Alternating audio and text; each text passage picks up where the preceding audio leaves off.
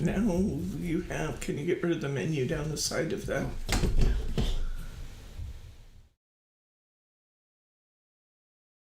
Thank you, that was distracting. All right, got it. Yeah, I'll center myself. Sound is fine now. Yay, okay. Sometimes it just has to think about what it's doing a little bit. Okay, are we ready? Are we at countdown? Exactly at 3 o'clock. Okay, let's go live. Hi, Kim R. How are you, my friend? Is Katie with you? We're probably going to have a pretty small class today because we did this a few weeks ago, but I've been promising that we were going to get some more kits out there. Hi, Katie. We're going to get some more kits out there, and we did, so we just thought, well, let's just pop a class in here. And besides that, I really like doing this class. I think these bow makers are just the coolest things since sliced bread, and I think you're going to agree when you have a chance to play with it a little bit. Hi, Mary. Welcome, welcome, welcome. Okay, we're going to go ahead and get started. We have lights, we have sound, we have picture. I think we are doing great. Hi, Norris. Welcome, my friend.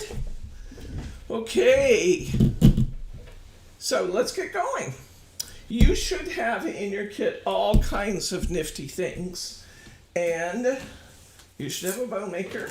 Your bow maker's on your magazine. Remove it carefully. Oh, yay. Good. I'm glad you got your kit in time. Let's go ahead and pull your bow maker off of your magazine. The magazine is just there for kind of for what it's worth department. Tell you the truth, I bought all of, I think I told you that they retire these periodically, and then once in a while they come out with a new one. They're really hard to get right now, and I bought all the loose ones they had, and then I found that there was a special out there with a bow maker on a magazine, so I bought out all the magazines too, so that we would have lots of these bow makers in stock because they're really hard to get. So the magazine is kind of a byproduct of getting the bow maker. So enjoy. Mary said she found a couple good ideas in it, so that's great. All right. So let's get our bow maker out. Now, doesn't this really kind of look like a 70s hair pick? I still have one of those in my drawer, by the way. When you have hair as thick and wild as mine, a hair pick can be a pretty useful tool. It is a lot like a hair pick, if it were not that it has this wonderful hole down here in the middle that we use in our crafting. But it really does look a lot like a 70s hair pick. Okay, and let me just acknowledge, let's deal with the elephant in the room. It is ridiculously expensive for a little piece of plastic. Yeah, it is. But it is a licensed and duly registered product, and they're the only ones that make it, so they can charge $25 for this thing if they want to, and they get away with it because it's a really nifty tool. Let's see what kind of a nifty tool it really is. In your kit, if you have one there in front of you, pull out this piece of, I just lost the name of it. I had it in my head. Crepe. Thank you, Bryce. Crepe ribbon. I think that everybody got burgundy. So let's pull out this piece of burgundy crepe ribbon. By the way, crepe is my absolute favorite. I love the way it ties. I love the weight of it. I love the fact that it holds its shape really well. It too is kind of expensive, but not terribly, terribly expensive. It averages out in the kits we have in the store to about $1 a yard. But as you're going to see in this class, you can get multiple bows out of 1 yard. You can actually usually get a double, at least a double and a single out of 1 yard of this stuff. So when you're making special cards, it's absolutely worth it.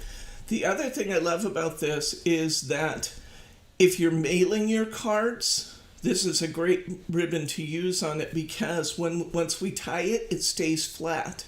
We'll see that. Let's go ahead and do it.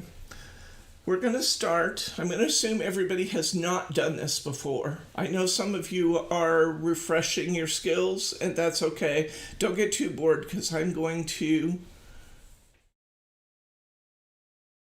the tiny heart beads. I don't think I have the tiny heart beads. Every once in a while I pick up things to go in our little bow maker kits. I'll look for them and see if I can get those back in. Niller's okay? I love those tiny heart beads. They really are fun on your bow pin. So I'll look and see if I can pick some up. The crepe is the burgundy piece, Kim. Look for burgundy or wine colored. And it's short. That's what we're going for. And it's wrinkly looking.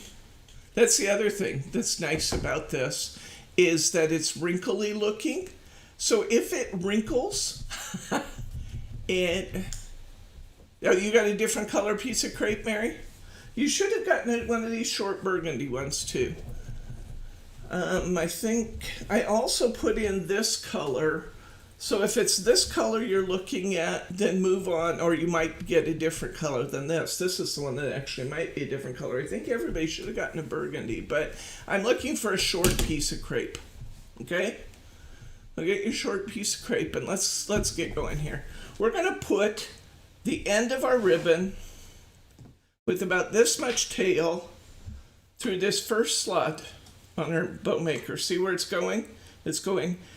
These little slots on the bottom are supposed to be like an extra hand. You don't have to tie up your hands holding onto it because theoretically this is supposed to hold onto your ribbon. What I do is I put it through that little slot and then I hold it with my finger in the back. Okay, are we ready? We're going to bring our ribbon across the face of our bow maker. We are going to, let me explain my counting system. See these the smaller tines in here? I'm going to call them the tines because it reminds me of a comb.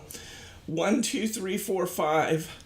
There's 5 of those. And then I start counting again, 1, 2, 3 with the medium ones. We won't use the biggest ones, but if I did, I'd call those, just the first big one, the second big one. I just have to have some means of being able to. Okay, yours is light blue and wrinkly. That's the one. That's the one. So go ahead, pull it across the face of your comb, and I want you to go between number 5 and number 1. Between the last little one and the first medium-sized one. Now, a hint about making bows, at least for everything we're going to do here, anything you do to the right, you do to the left. That's how we keep them balanced. So we're going to go across the back, and we're going to come right back through between number 5 and number 1. See that? Between number 5 and number 1. Now we're going to go down through this hole. We're going to take this opportunity, once we've gone down through the hole, to kind of scooch things up onto the tines a little bit. Scooch it up so that it sits up on the tines. And we're going to pull this ribbon that we just put through the hole up between number 1 and number 1. Right here in the middle. You see that? Once we've done that, we're going to tie it. I'm going to tie mine really loosely because I'm going to do it a second time for anybody who needs it. I'm going to tie mine really loosely. But you can go ahead and pull it tight. Just a single half knot, like you were tying your shoes. Pull it off, turn it over, and you have a perfect bow. Now you may, adjust your tails a little bit, but what you have is something that's a beautiful, perfect bow. See how easy that's going to be? I'm going to untie mine and do it one more time for you because I want you to see that. We're going to do this lots of times. I just want to do this first one a couple of times so everybody gets comfortable with it before we change ribbons, because this is one of the easiest ribbons we'll use. I'm going to put it through this first slot. I'm going to hold it with my finger on the back. That's going to hold it taut. I'm going to go through between number 5 and number 1. Number 5 is what I'm calling the last one of the little tines, and the first medium. I'm going to come back through the back side, and I'm going to put it through between number 5 and number 1. Okay, I'm going to push it down through the hole. I'm going to kind of scooch it up onto the bow maker. I'm going to pull it through between the two number 1s. There's a little bit of a gap there. I'm going to let go of the one that I have that I'm holding down below, and I'm going to tie a half knot. A half knot is usually more than sufficient for your bow making. This time I'm going to tie it a little tighter. I'm going to pull it up off my bow maker, and what I have when I look at this from the front is a perfect bow. Now I can move my tails anywhere I want them to go. If I was going to put this on a card and I was going to wrap it around my card, I'd probably leave my tails out straight. Okay? If I was going to put it on a card and I wanted the tails down, I just pull the tails down. Now feel how light this ribbon is, and see what I mean about it not having a lot of bulk even at the knot. It's just not going to add any more than just a little bead would in terms of bulk on the front of your card. Sometimes you'll notice in my card samples, I kind of let my bows do what they want to do, and sometimes you might see one that's got the one tail up and one tail down. That can actually look a little artsy. And sometimes I'll let them do that because I like the way it looks on a particular card.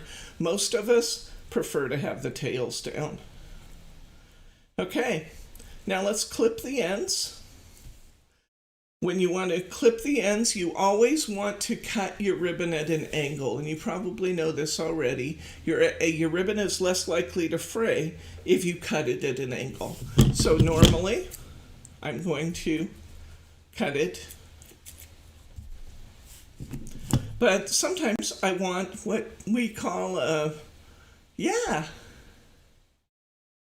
and so even. You are right, Kim. It's really nice, isn't it? Okay, so a lot of times I like to do what people either call a whale tail or a mermaid tail.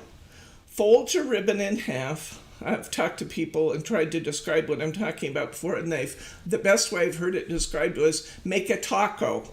Okay, your two open ends on the side, or your two open sides towards the top. Your fold at the bottom, make a taco, and then clip up and to the outside towards the cut end of your ribbon. If you fold it, you end up with your two tails being even. Let's do it on the other side. I'm going to take my ribbon, I'm going to fold it in half, making a little taco. I'm going to decide where I want to clip it, and I'm going to clip it from the fold up and towards the end of my ribbon. And there I've got my whale tails. Now usually if I'm making my bows in advance, I will leave fairly long tails on them at this point because I want to have the most flexibility I can have for what I'm going to do with it later. So if I want to clip it shorter, I always can. In fact, a lot of times I leave my tails really long if I'm making bows in advance. Usually, to tell you the truth, I make my bows just in time. I do these classes where we make a lot of bows at one time, and I usually either sell the bag of bows or give it to a friend because I like to make my bows as I go. That way I can just pick the ribbon that I think is perfect, but we certainly can tie them in advance. Okay, that's our first bow and it's done. Feedback, everybody get that process? Does that look good? Yeah, I like how it looks wrinkly too. And you know, when you put this in your card sleeve or whatever, it's not going to look funny like it got squishy because it's already a little wrinkly. You see what I mean? That's why I like this crepe ribbon. I think it's fabulous. Okay, let's try another one. Everybody get the technique okay? Nilris, you fine? Mary, you fine? Kim, we got it? Good. Okay, let's take another one. Let's reach in and find this pretty piece of velvet. You guys find the velvet? It's not only easier than the bunny ears, you will end up having less bulk in the center of your ribbon by doing it this way. And it's more even. Okay, let's try, not to say that if I'm tying a single bow for something, I'll sometimes do the bunny ears. I will, I admit it. As opposed to getting up and going over and getting my bow maker, sometimes I'll do the bunny ears. I can't lie to you. But I still do love my bow maker, and what I like the most is doing the doubles and singles that I can only do this way. Okay, let's get our beautiful velvet ribbon. Love this stuff. Gorgeous, gorgeous, gorgeous. I'm going to leave a little bit of a tail on this one, because it's not going to take an awful lot to tie it. Okay, this is a little thicker ribbon.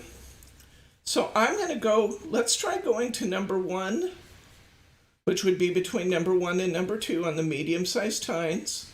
And number 1, okay, I hope I left myself enough room. I think maybe I need to loosen this up a little. Okay, let's see if this will work.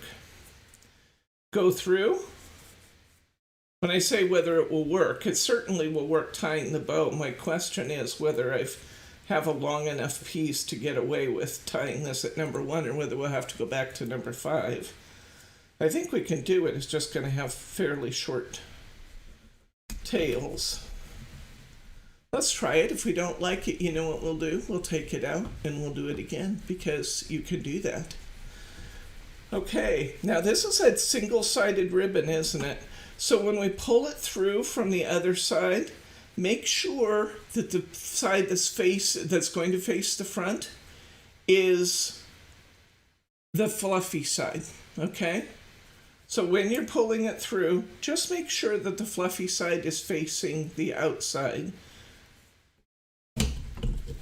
Let's go ahead, and when we tie our tails, we're going to want to twist our ribbon such that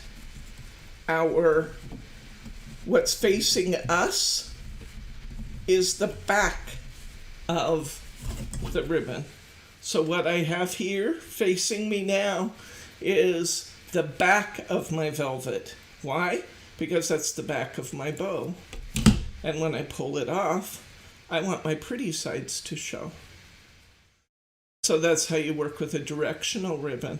Now, note the difference between this thick ribbon and what we have in the middle and our crepe ribbon that we just did. You can control the amount of bulk in there somewhat by tying your center loop really tight, but you're still going to have a pretty bulky knot there. It doesn't matter unless you're mailing it. If you're mailing it, this knot may be enough to necessitate a card box. If you're putting it in a card and giving it to somebody, it's going to be fine. Okay? How did your velvet bow turn out?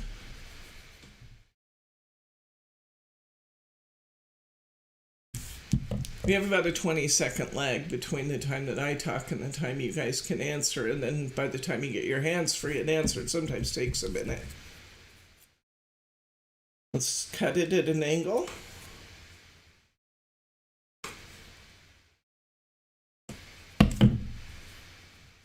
I think it's quite pretty.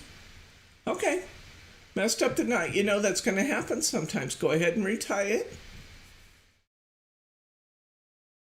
Or you can set it aside and retie it. That's okay too. Let's set these here so maybe they'll show on camera a little bit. The ones that we finished, because they're pretty. My tails are really uneven on that one, but that's okay. I'm going to leave them longer for now. Okay, next up, Let's try a velvet that's not quite as thick as that one. Let's try this pink velvet. Even though this is not soft like velvet, this is a kind of velvet. It's just got this sparkly fabric in it. I love this actually. What I really, really enjoy doing with this is a lot of times I'll run this along my card as a border because it's beautiful. It just has that beautiful sparkly accent. But let's try tying a bow using this pretty, pretty pink. Let's put it in our bow maker. Sparkly side towards us. Let's tie this. Let's tie it at 5. Now you'll notice that when you go with the little tines, it's tight in there, isn't it? You actually have to pull it a little bit. That's okay. Hi, Joyce. Do you have your kit ready, Joyce? And I'll walk through the steps a little bit. No, you are right, Kimar. The velvet was not quite as easy. We're going to, part of my goal in putting together this accumulation of ribbon you have today is to try a variety of different materials. You can see what you like. You can see what you don't like. You can try, you'll have some guidance that way on what you do and don't want to buy. You can see those that maybe a little bit more work, but the results are worth it. I mean, look how beautiful that is. It's a little more work, but it's beautiful, isn't it? So you've got the ones that are a little more work, but they're beautiful. And so you say, yeah, maybe I'll do that. And then I'm going to show you some that are less work and still beautiful. So, yeah, this one is kind of in between.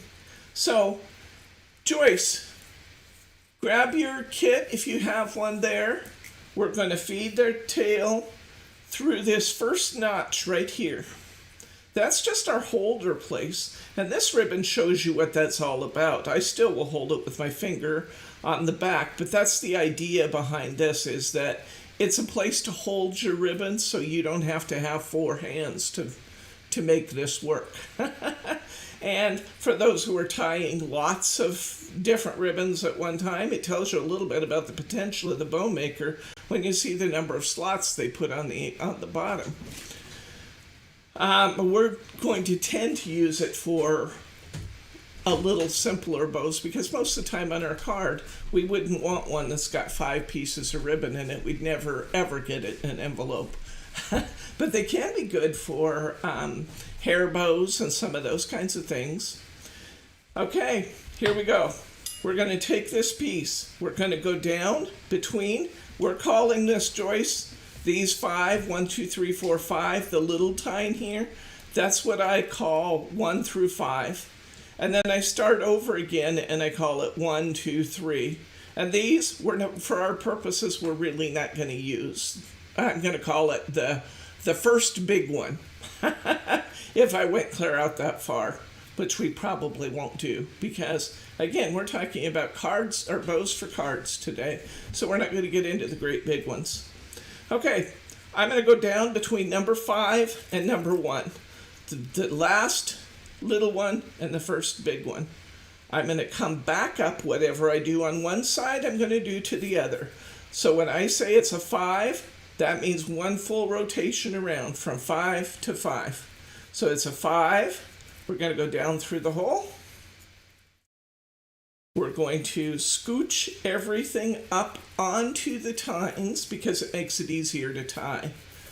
That's been my experience, is that if I get it up here, it's a lot easier to tie and get off the bow maker. So I'm just taking the step of getting it ready to take off when I tie it.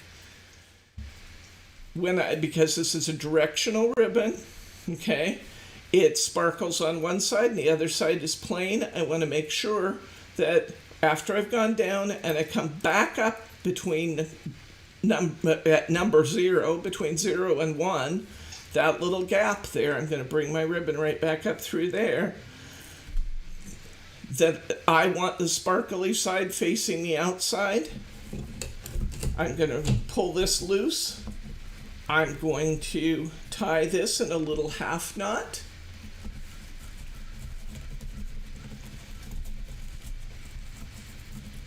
And as I manipulate the tails of this ribbon, I'm going to twist them, making sure that the shiny side is down towards the front, well, this is the back. We're tying everything from the back, Joyce. So when I pull this off and I turn it over and look at it, everything I see is sparkly. If necessary, if it doesn't come off, looking all sparkly in the front, manipulate your tails a little more. Now you see what I'm doing here? I reach into that loop with my finger. I kind of hold the other side as I do that. I'm going to hold this side and I'm going to pull to tighten that bow because it's very bulky in the center. So I can put my fingers in the loops, hold the other side because I don't want to pull it off balance. But look what I have now. I've tightened that loop down. I've got it nice and square looking in the center. I've got these pretty tails. I'm going to clip the tails at an angle. We've talked about we want to always clip our ribbons at an angle. Anybody having trouble with your scissors cutting through this ribbon? If you are, I've got a solution for you. We'll have more of these in stock. They're on order right now. I expect them next week. I do have a form of this in the store. If you just can't wait and you want it now, there's a white one out there. It costs about $4 more. This is a simple Fiskars scissor sharpener. These are exactly the same scissors. My 8-inch scissors, you know they're my staple. They're cheap scissors from Scotch. They cost about $5. I think they might be $6 in my store. Or you can buy them in like a value pack at Costco or Amazon. But they're the same ones I use for everything. These are dulled by paper every time I cut paper. But I use the same scissors for my ribbon. And I get away with that because before I go to make my bows, I sharpen my scissors. All I'm doing is putting them into this little device and I'm closing my scissors as I'm pulling them back towards me. They say 2 or 3 times. I probably end up doing it 4 to 5 times. And I get a beautiful edge back on my scissors that will cut right through my fabric. So that's not to say I am not recommending to you that you use your good fabric shears on paper. I'm saying with your cheap paper crafting scissors, you can sharpen them back up to be effective on ribbon. So this is about, I'm going to say $15 thereabouts. It's a very, very good investment. I've had this one for years and it's still serving me very well. It's just got little rods inside there that are already, it's like the sharpening stones for your knives, but they're already precisely positioned to sharpen scissors. And I believe there are some left-handed directions, I think. I believe, read the listing, but I believe you can turn this around backwards and use left-handed scissors on it if you happen to need left-handers. But read the listing, I believe that's true. Yes, we all need that sharpener. This is one of my crafting staples, I'll tell you. So I always try to show that in this class because that is an important tool. Okay, let's do another ribbon. We're starting out with some of the shorter pieces of ribbon and we're working towards some of the bigger ones. Let's choose this one. This is an interesting looking, it's a fabric, but it's kind of a stiff fabric.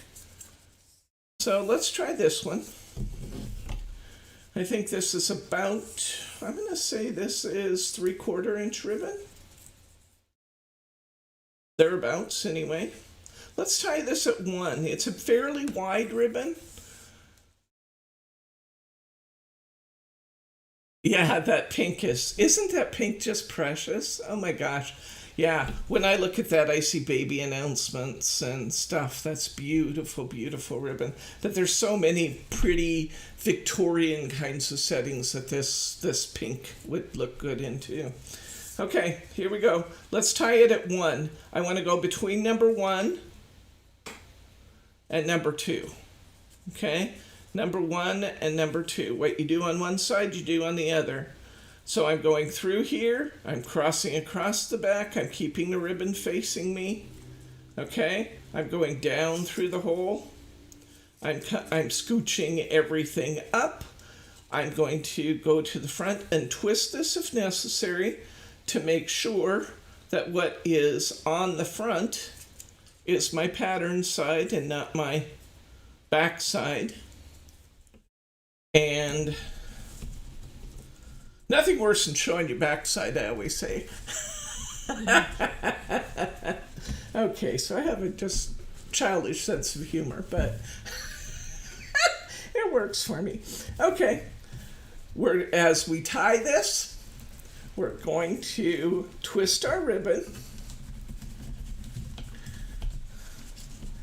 so that the striped side and not the check side is facing us. Remember, we're working on the back. I'm going to pull it tight, and I'm going to pull my bow off. Now, this is kind of an odd feeling to this, isn't it? What is that? What's that little Little monkey or something. a little monkey?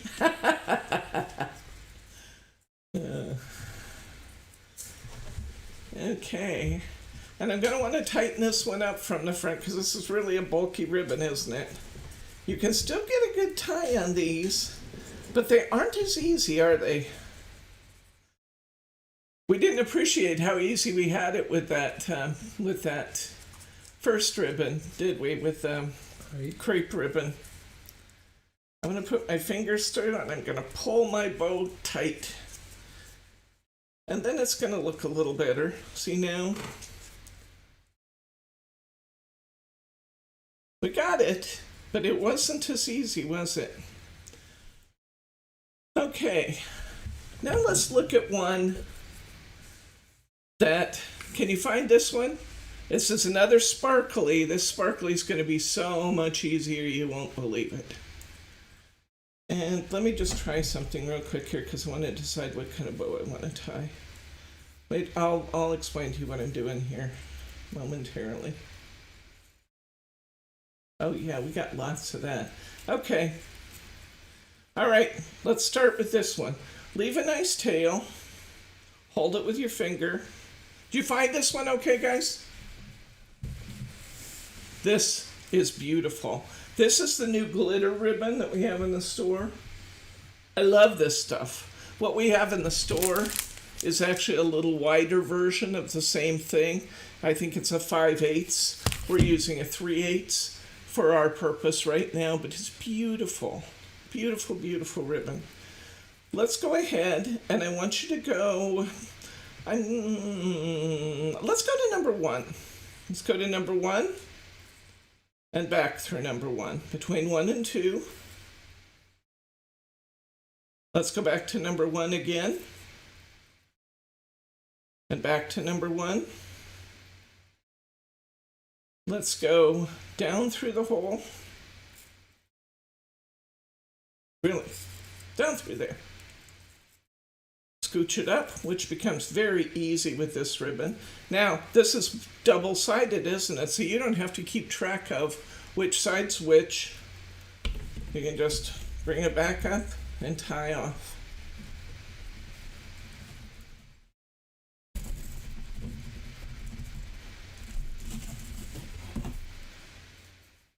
Let's pull that off. And we actually have 2 loops this time, don't we? This is what I call a double. And I like it because it just looks a little more perky. It's got a little more character to it. It takes a thin ribbon, makes it a little thicker, and manipulate those loops around like you like them. And this is quite pretty. And again, this glittery ribbon ties pretty flat. Feel that knot in the middle. That's good. If the knot is big at all, just pull it tighter because it should turn into just a real nice, this is a nice tying ribbon. I'm loving this ribbon. We have it in a few colors now, and I'm going to get even more colors because I love the way this ribbon ties. It's beautiful. Do you guys agree with that one? What are you thinking of the purple? Now, I think purple's always pretty special, too, and I happen to know at least one of you, Barb's, with me on that count. I've never seen this woman. She wasn't in a purple shirt. Do you own any color, Barb, except purple? I don't know. If she does, she doesn't wear them in public. Isn't that beautiful and easy to work with? Yeah, the purple is gorgeous. Gorgeous, gorgeous. Show that one more time. Yeah, absolutely.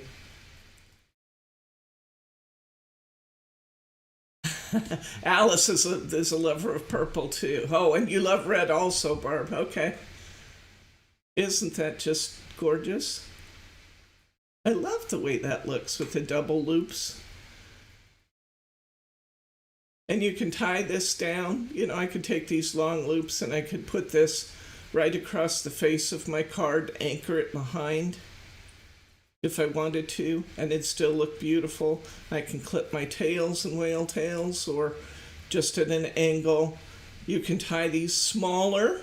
You know, you can see that this 3/8 inch ribbon, you could tie a double even smaller, and when you have less space for your bow. But isn't that gorgeous? So there's another one we know we love. We love crepe. We love the glittery ribbon. Are you going to do it again? Which one? Kim asked if you would do that one more time. Do you want me to do this one once more? Absolutely. How about if we do it on a different material, though, as opposed to me taking the time to untie that? We'll do a double again here in just a minute, okay? Let's see. Let me see. Let me just look and see what I've got to tie a double with. That's a triple.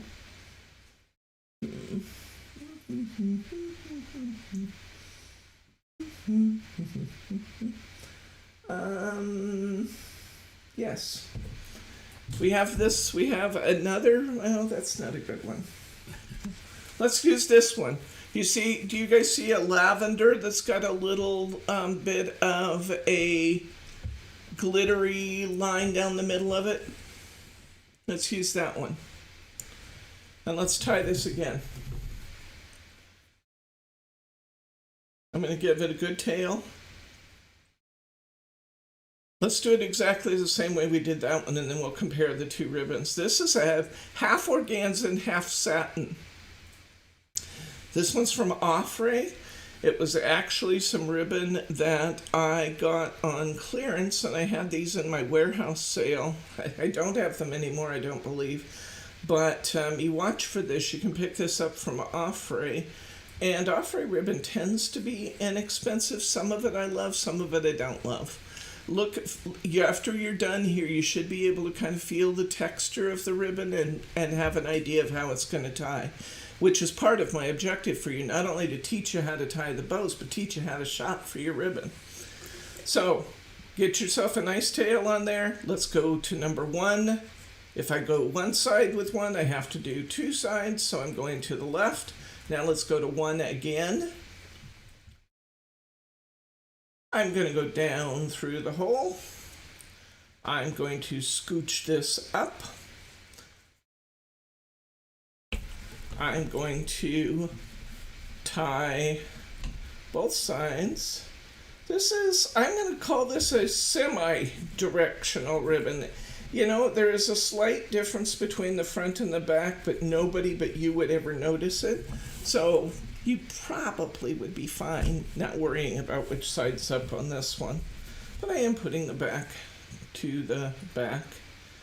I'm going to slide it off. I'm going to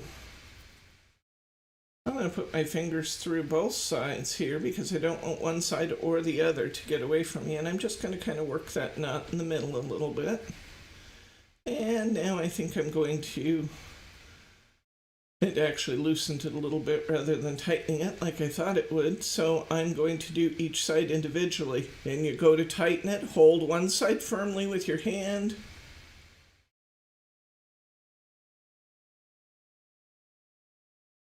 Now, we're seeing something we haven't seen before. This ribbon is a little bit slippery, which you will find with satins. Satins are absolutely gorgeous, but they also tend to be just a little bit slippery. You will find that you will retie your bows more often with the satin because something pulls, one of your loops pull one direction or the other, and they just don't necessarily stay where you want them. I would say with satin, don't tie a lot of satin ahead of time. If you do have to tie satin ahead of time, let's put some tape on the back. And I'll show you what I mean by that to hold everything in place. I'm going to tighten this a little bit more, but I'm actually going to hold both sides and kind of pull with my other fingers. Okay, it takes a little more practice, but it is beautiful. I love the way that the satin kind of adds a note of elegance, where this is a little bit casual. It's pretty. I can use it on a lot of things, but this tends to be a little bit more casual. This tends to be a little more formal, doesn't it? But look how pretty that is. So that's worth the extra effort. We got ourselves a double, and we've got that pretty lavender.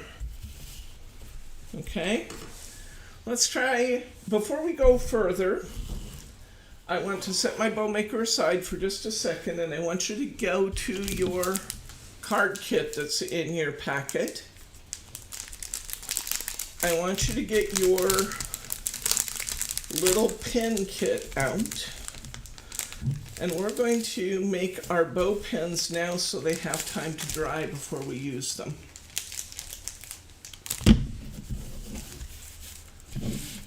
I'm going to give myself a little working room here because my beads are bound to roll all over the place when I open this up. We only really need right now to make 3 bow pins. If you look at the paper in that card kit, you can see what colors our card is going to be. Everybody's pattern will be slightly different, so yours may be slightly different than mine. I'm going to tie mine, Brittany was laughing when she got all done here. She said, I got all done and realized I made red, white, and blue pin kits. She just gave you some extra beads and a few extra pins just because that's the kind of folks we are. But I want the red bead pins with my card, so I'm going to make my bead pins red. I'm going to, our sticker, I believe, our sticker is silver, so use your silver bead pins. Not that it matters much, guys. If you're going to use some bead pins and all you have is gold and you have a hint of silver in some aspect of your card, I wouldn't let it stop me from doing what I want to do. These 2 little devices here, the little pearl things, set those off to the side, because we're going to use those again, or we're going to use those in a minute when we go back to tying our ribbon. Get yourself a silver pin, and what we're going to do is we're just going to feed a few beads on. I'm going to start, I like to use either 2 or 3 bead pins. I almost always use 3. I usually start at the end with one of my smaller beads. I'm going to feed on one of my reds. Couple thoughts about making bead pins. I only buy super duper cheap ball pins for this. You can use either flat pins or ball pins, and yes, these are the same as you use in making jewelry, but I would never ever make jewelry out of this quality. These are like 24, I think they're 24 gauge pins. You know that the bigger the number, the smaller the wire. They're thin little wire pins. I use them because they're cheap and because they're not going to take a lot of abuse on a card.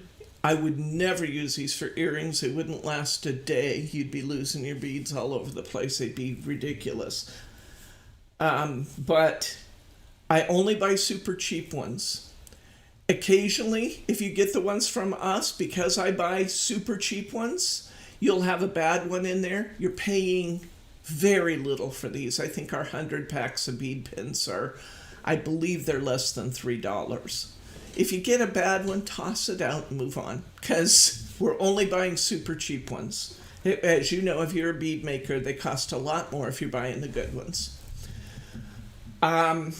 So first was the bead pens. Secondly, my beads. I don't spend a lot of money on my beads. I tend to use, if I get a good deal on crystal, I'll use crystal, but most of the time I use or glass. I'd never use crystal in a bead pen.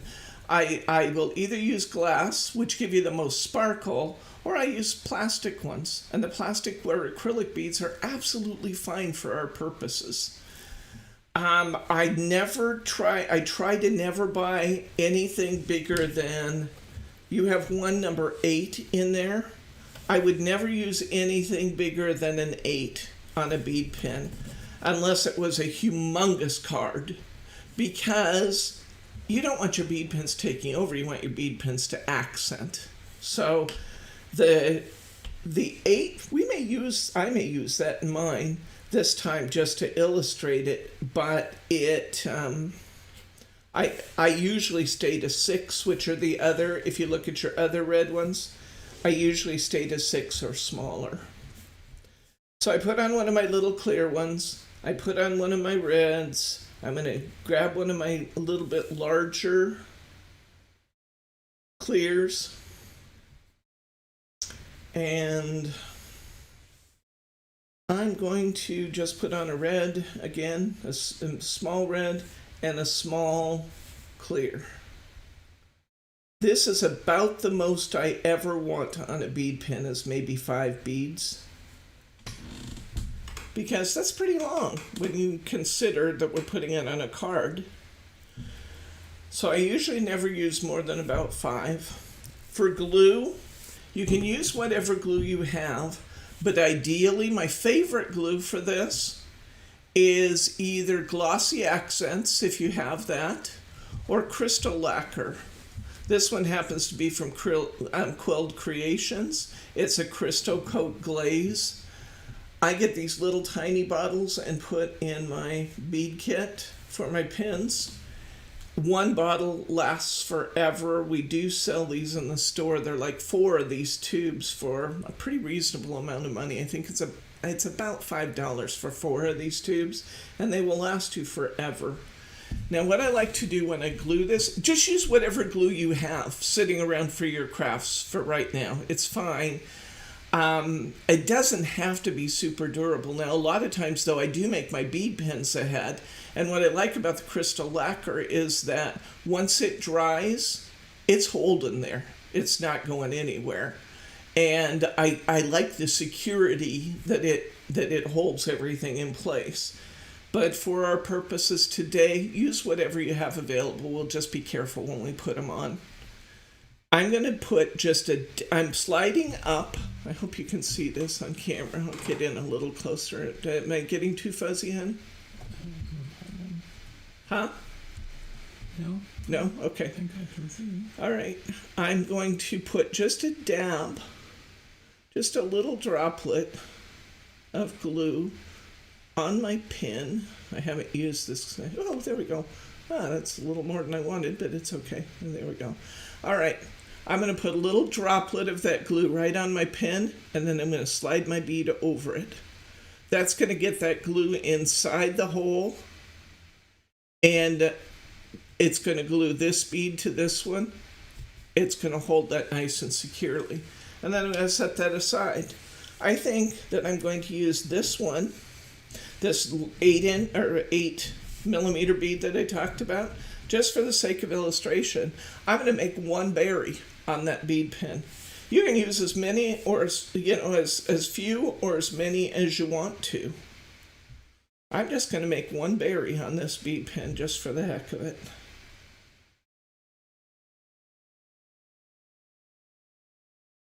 Get a little glue on my pen. Slide my bead down into it. I didn't think I got very much there. I just want a little dot. I don't want the glue all over the place. I just want it mostly where it's kind of on the inside, not showing. Not that anybody's going to be looking at this with a magnifying glass there. Okay, so I have my little bead I'm going to make a third one, and I think I'll put 3 on this. I like my patterns to be different. I like to vary them. If you think about bead clusters in nature or berry clusters in nature, they're not uniform. They're all different. So you can use them all the same if you want to. There's really no rules about this. I can't take credit. A lot of people have said they hadn't seen bead pens before they did this class with me. I can't take credit for the invention. I actually saw them on a Sue Wilson video. She was using some that were sold by Creative Expressions. And I loved the way they looked, but bead pens are expensive to buy them. Oops, that was silly. I just put my glue on the wrong end, but that's okay. Now I'll do it again. Bead pens are expensive to buy them. I think their pack was like $5 or $6. And how many of us who are crafters haven't explored a multitude of crafts and don't have a stash of beads? If you already have a stash of beads, get your bead pens. If you don't have beads, we're gonna put together some more of our bow pen kits. We get those. Yeah, my first bead pen. We're gonna put together some more kits. And there's nothing super special about mine. I just go out, I get bargain beads, I get bargain pens, I put them together with a little vial of I put one of these in there. I'm just doing the shopping for you. So if you already have it, use what you've got. If you want me to do the shopping for you, I will. I'll put together a little bead kit for you. If you want to do it yourself, look on eBay, look on different places, pick up little cheap bead lots, and that's how we make some bead pins. But they're going to look beautiful on a card. I'm just picking up the balance of my materials. You can use those later, make some more, make some blue ones, and it looks like you have enough pins left. Actually, Brittany was really generous this time. Looks like you actually have enough bead pens to do another set of red and maybe 2 sets of blue. She really was generous this time. Okay, I think in our last batch we only had enough to make 3 pens, and that was it. So we were very generous. I'm going to cap off my little glue bottle. In fact, I'm going to dry it off because I've learned that these little glue bottles want to be kept fresh.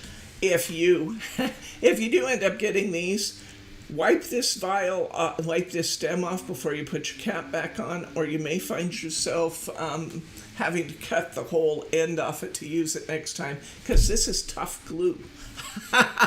For just such a little thing, it's tough glue. You won't be able to pry the cap off if you don't wipe it off. Okay, let's try something different. You have a nice long piece of crepe ribbon in your kit somewhere. It may be this color, it may be blue, it may be purple. Look for your wrinkly ribbon. I'm going to introduce you to something new this time. I'll give you a second to find that because I know there's lots of ribbon in here. You guys got like 30 pieces of ribbon in this kit. What a deal. If you didn't get your kit yet, I'm going to leave the prices the same for 1 week. In 1 week, I'm going to be raising the price of this kit by $5. Why? Because this time I made the ribbon. I did a bunch of the handwork in this, and I realized how much I'm paying Brittany to cut all this ribbon, and the price has to go up. But for the next week, I'm going to leave these kits the same price they are. So if you didn't get one yet, and you're thinking about watching this video, thinking about whether or not it's worth it to get one, grab it now because the price is going up by $5. Okay, it'll be exactly the same kit. It's just going to go up because I told you guys it was going to be $25, so I left it at that price. But yeah, it's got to go up. Okay, leave yourself a little tail on the back. Put your wrinkly ribbon through. And we're going to go to 1, back through 1, This time I'm sorry, I said 1. I want you to go to 5. 5. I apologize. 5. Back to 5. This time I want you to go to 1. And 1. And about this point, you're thinking, this is beginning to look messy. That surely I must have misunderstood. No, if it's beginning to look a little messy, you're right on track. Go between 5 and 1 again. So do another 5. 5. So we did a 5, 1, 5. And you should have ribbon built up on your comb about like that. Down through the hole. Scooch everything up. Down between 1 and 1, bring it back over the top. This is non-directional ribbon, so it doesn't matter what side's up on the back. Tie it off.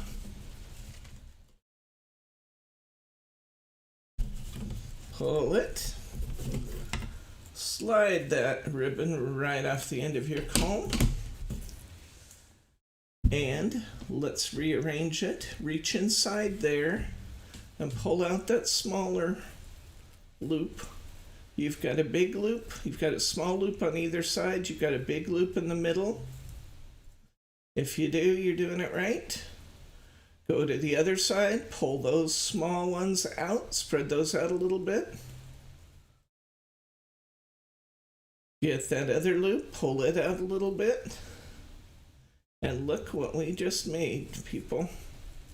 We just made the most beautiful, what I call triple bow. I used 2 sizes on my bow maker. You just used a 5, 1, 5. This is probably my favorite bow. You'll see this on a lot of the cards. Hint, if you see this bow on a card, you know I really like my card design because I tend to put this on all my favorite cards. How'd it go? Tell me what you're seeing when you look at yours.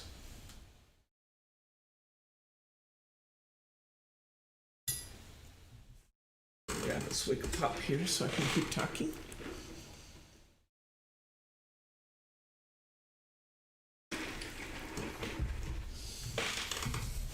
Welcome to all those people who are watching who might not be signed in and talking to us. If you're signed in, give us a hi. If you're not signed in, we understand sometimes you can't always sign in for one reason or another, but we welcome you anyway. Isn't it beautiful? This is not something you can do tying your bow by rabbit ears. This is why your bow maker is such a great investment. Isn't that beautiful? It's gorgeous. And this size bow will handle almost any size card. Hello from BC. Susan, you're very welcome. We appreciate having you with us today. This kind of ribbon is perfect for a triple. And we started with a 1 yard piece of crepe. Look what we have left. We can easily cut the tails at an angle, of course.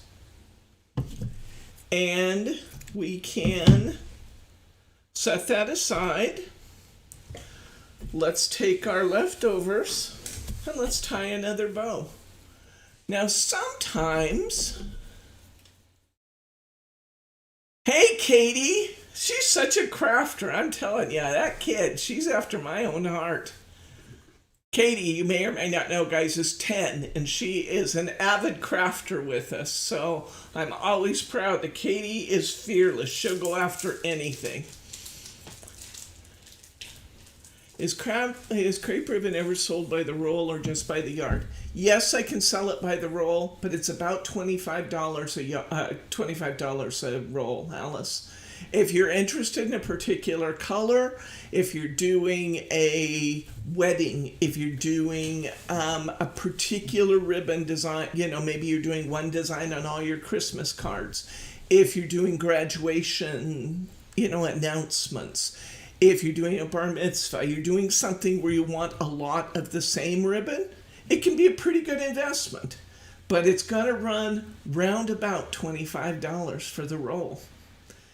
I actually, with a lot of our ribbons, and again, I don't hide anything from you guys. A lot of times when I am when I'm cutting up ribbon and I order in these big spools of ribbon to cut up like for this, I charge a little bit more than 50% for my markup because there's a lot of labor involved in doing that. With the crepe ribbon, it's the same price on the yard that it is, or on the roll, that it is in the kits, because I just can't bring myself to charge you more than $1 a yard for this stuff. So I'm actually being, hello, Annette. So I'm actually being a little more conservative in the price of my crepe than I am some, just because it. What kind of ribbons will work with the Hunky Dory Craftaganza? Any ribbon you have that's going to be the colors that you want, Kim. Honestly, we can make any ribbon work. You're seeing we can do just about any, we can do almost any ribbon. And I've still got some fun ones to try here, but we can do almost any ribbon. Okay, let's take the rest of this piece of crepe we got here, because, it's crepe, it has to be used. Let's try, I think we might get a double out of this. Let's try it. Let's try a 5-5. 2 rounds on the 5. I think we can still get a double out of what we got left. Let's give it a shot. I ran from 5 back around and then a 5 again through the hole. Now we're coming up over the back. And I wasn't being facetious, Kim, when I said what ribbons will look good with Hunky Dory. The toppers there are so varied that I really don't have a set of ribbons specific to Hunky Dory. I suppose I could look at it and see if I can put something together, but just kind of looking at your ribbon stash to start with, because you guys are crafters. You've been at this a long time, like me, a lot of you, and I know you have a stash of ribbon. Let's look there first. And then I can definitely help you if you need some additional help with picking some ribbon. Look at that double we just tied. How precious is that? And we got this one and this one out of a single yard. They're beautiful, aren't they? Thinking color-wise. I haven't seen Craftaganza yet in person. So until I do, I can't really give guidance. If you want me to, once Craftaganza gets here, and I go back and I review this tape afterwards to make sure I follow up on all the promises I make you guys. When Craftaganza gets here, I'll go through and I will look and make some recommendations for colors for you. Okay? I'll do that. All right, let's grab another one. This next one, you should have in your kit, you should have something that is an ombre ribbon. This is what I'm talking about by ombre. I need something white to hold it against. Here, my notepad. Tear off my note sheet. Okay. Ombre ribbon is 2-color ribbon. Is that gorgeous or what? We now have these available in variety packs in the store. I love, love, love this ribbon. It's an organza. It's beautiful. You might have different colors in your pack. Let me show you some of the other colors. There's many colors available. I'm just going to show you a few of the ones that are in the pack. Here's the kind of the cream and brown. We have, oops, that's another pink and blue. These are just leftovers from building kits. So I guess I only had a couple of them there. There's a pink and purple. There's purple and blue. There's all kinds. So you should have one of these in your stash of ribbon there. Let's go ahead and tie something with this and see how it looks.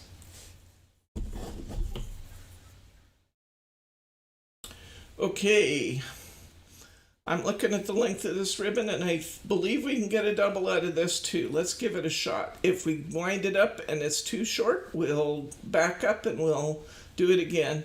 I'm just trying it real quick here to see if we can really do it. I think we can. Let's do a double at number 1, guys.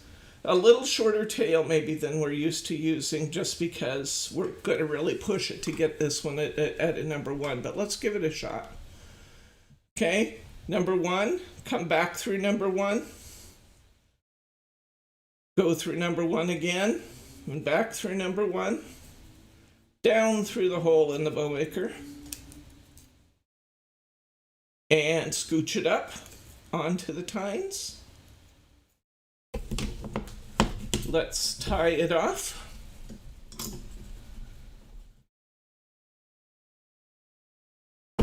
It's very nice to see all you guys out there today. I really appreciate you taking time on your Saturday to keep me company. I love these classes. I really, really do. I'm having a great time. I will say you're keeping me hopping 2 classes a week. I am a creative fool here. I'm not going to show you my classroom. It's really pretty obnoxious. Messy? Well, Bryce is messy. Yeah, that's probably nicer than obnoxious, actually. All craft rooms are messy. They don't have any idea of the scope of mess we're talking about here, because I'm running from project to project, but I do have some amazing stuff in store for you guys. What do you guys think of that one? What'd you think of that one? Thank you, Annette. You know, Alice. well, I see Alice. Yeah. Yeah. I don't know. I have stuff running through my head all the time. I've just had to start writing it down because I look at things and I see, oh, this would be neat for. I just had to start writing it down, and I've started using those notes to run back and go, okay, what are we going to make this week? Because one of the things I'm trying to do is keep it really diverse for you on Saturday. I do. Alice, I do. I sleep during the day, which is why you often get my phone or my phone mail when you call during the day. If you call before 2 o'clock in the afternoon, you might get voicemail. Might. Okay, Bryce says might and then laughed. You will get voicemail, but I call you back. Leave me a message, I'll call you back. And if you call me at 10 in the morning, you're going to get voicemail. If you call me at after 2 in the afternoon, chances are I'm going to pick up. I am a genuine night owl. You look up night owl in the dictionary, my picture's there. I am a true night owl. What do you guys think of this ribbon?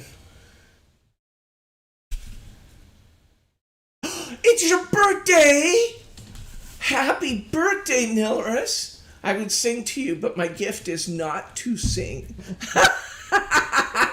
Because if I sing to you, you may go deaf.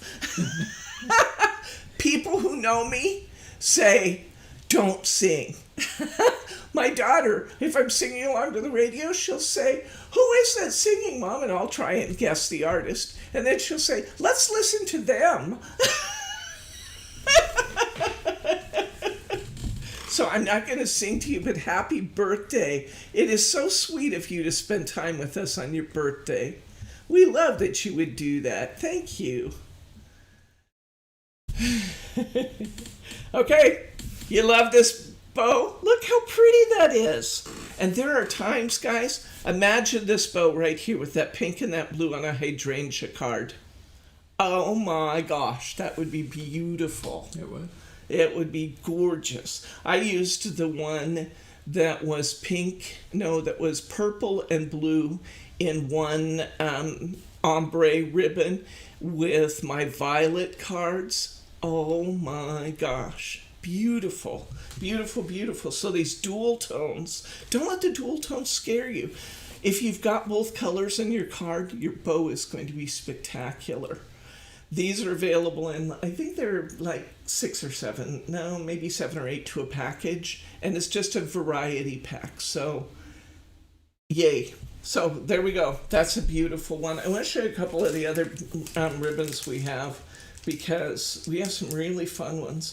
We have a different one that's a satin ribbon, and it's 2 different colors, one on one side and one on the other, which is kind of fun. So I break all the, well, let's see, here's a double that I tied out of a bow, and you can kind of see the inside as we go. And every one of these turns out different because it has this light teal on one side, blue on the other, and every bow turns out different. I don't pay attention to which side's up. I just let the color do what the color wants to do.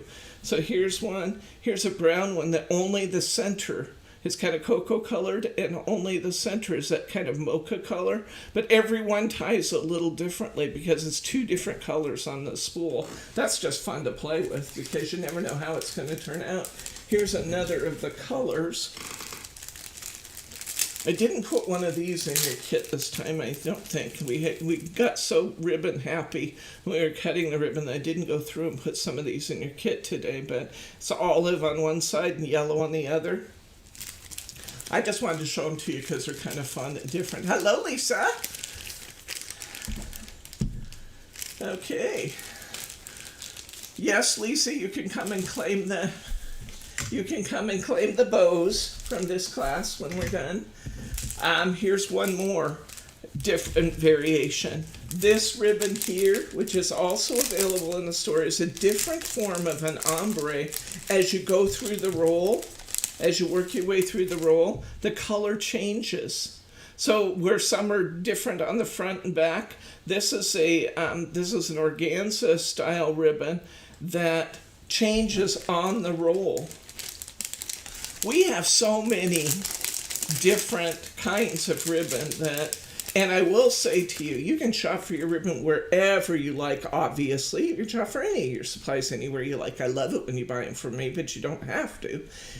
But I will tell you, we have some of the best ribbon prices you're going to find in our satins and organzas especially. But here's an organza that's tied, and it has, this one's kind of been a little beat up in my supplies, but you can still see it. It's purple going into lavender, and a blue, I'm not going to get these out, a green into blue. I love that one. Look how wispy that looks. You know what this one I see when I see this one? I see either an underwater scene or a fairy scene done in that blue with the wispy green. Either one of those would be beautiful. Okay, so I'm done showing you ribbons. I just wanted to show you those because without seeing them, you know, like this, it's hard to know what you're going to get. Let's go to, I want to go to this piece. You have a 1-inch piece of organza. Next to crepe, I will tell you, crepe, I like the crepe and I like this one. These are probably my 2 favorites. The glitter ribbon and the crepe are my favorites. Next in line for me is organza. Organza also ties. It's very friendly in the way it ties. And it's really nice. I gotta move this right in front of me so I don't forget to use it. We're going to use one of these little things this time. So get one of those out of your kit. If you don't have one handy, grab one. What are they called? Little, they're ribbon slides. And I will tell you that we have these in pearl, or in the white pearl and ivory pearl.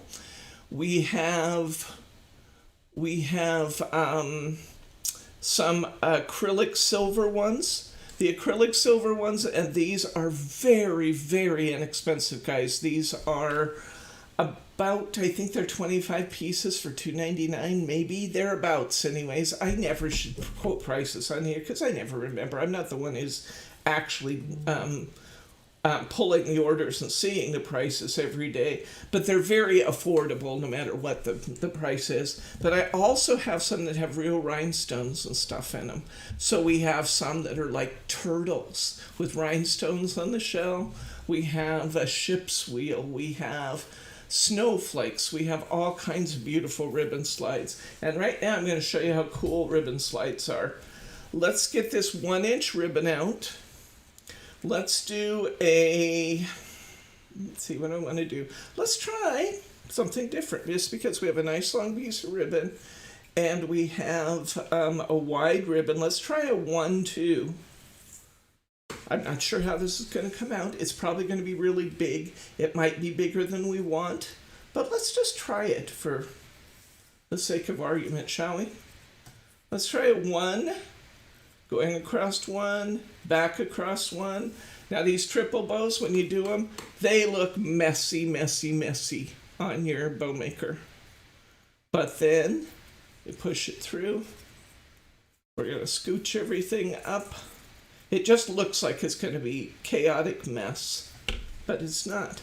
And before you pull it through, we're going to stop. And we're going to, I recommend slicing this off at a fairly sharp angle so we can feed it through. And we're going to put this little ribbon slide on here.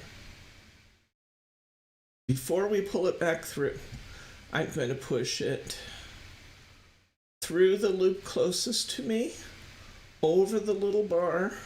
Really, I am. I had to try this with a 1-inch ribbon first time so you guys can see what a klutz I am. Okay, I'm going to pull it through. I'm going to go over the little bar and I'm going to push it back through the other side. And I'm going to run this little thing right up.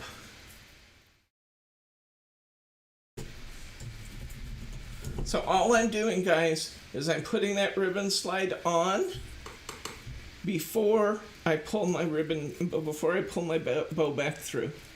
You with me?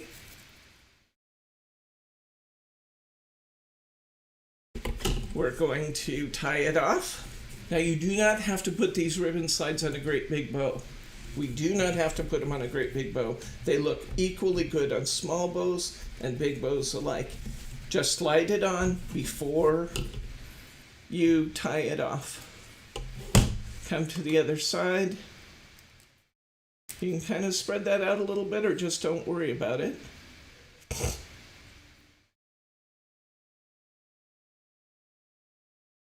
We were tying a triple, so adjust your pieces on the two sides, reach inside the big loop and pull out that little one.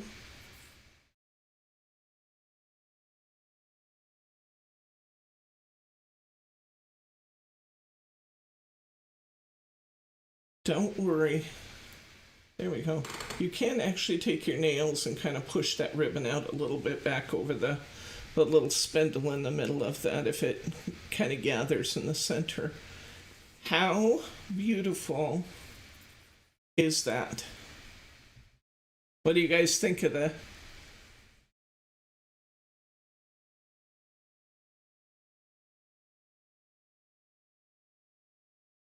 We're talking about a Hawaii trip. I'd love to do that. Hawaii's on my bucket list too. I've never seen Hawaii, but I want to wait till after I get to go and see Jordan and Connecticut first. But how beautiful is that, guys? Beautiful, beautiful. Yes, we are going to tie a bow with 2 different ribbons. Mary asked, does the slide work best with a soft ribbon? It won't work as well with one of these kind. You can try it with anything. You know, all you waste is a little time. You can try it with anything, but with something that's as heavy as this, it's not going to work as well. It's not going to work well on a Grosgrain ribbon. In fact, I will just tell you right now, Grosgrain is my least favorite ribbon with a bow maker. We're going to tie some Grosgrain because I want you to see it. And there's soft Grosgrain that's a little thinner, and then there's heavy Grosgrain. The heavy stuff, I don't like it. It looks bulky and it's not as fun. You can top this off, guys. You actually still have, I believe, enough of this. Okay, here's the challenge of the day. Can she get a single small ribbon out of that one piece left at the end? I think we can, but let's find out. 5 and 5, down through the hole, up over the top. It's going to be tight, but I think we could actually get a small ribbon out of this leftover piece. You can put a slide on almost anything.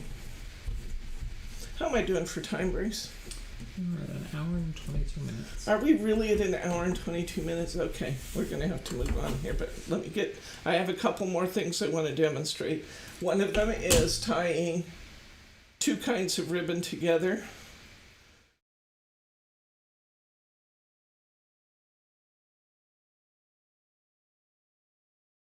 Yeah, the organza ribbon with a rhinestone slide. Beautiful. Beautiful, beautiful. Yeah. And I've given you some words here, and you just have to decide if you like the words or if you prefer to just use the words. You know, the words are great when you're wrapping around a card, just to wrap your ribbon around the card. But it's not my favorite to tie the bows with the words because it's really, really difficult to get the words to turn out balanced and nice looking. You can do it, but you have to get it just perfectly positioned. There's our pretty little bow out of our leftover. Okay, our organza ribbon and our satin ribbon are very, very affordably priced. Okay. Let's see. You guys have asked a couple good questions. So Double ribbon. we're going to tie a double. And I changed my mind what I wanted to use. Can you find this one with the coils on it? And this one, which is a satin ribbon, please? You can put doubles together in almost any style. Certainly don't go with the heavy stuff. You know, you don't want to try this or the velvet in a double, probably. You guys might come up with something that would work beautifully, but it would not be my first choice to do a double in the really heavy stuff. But a satin and an organza together can be positively beautiful.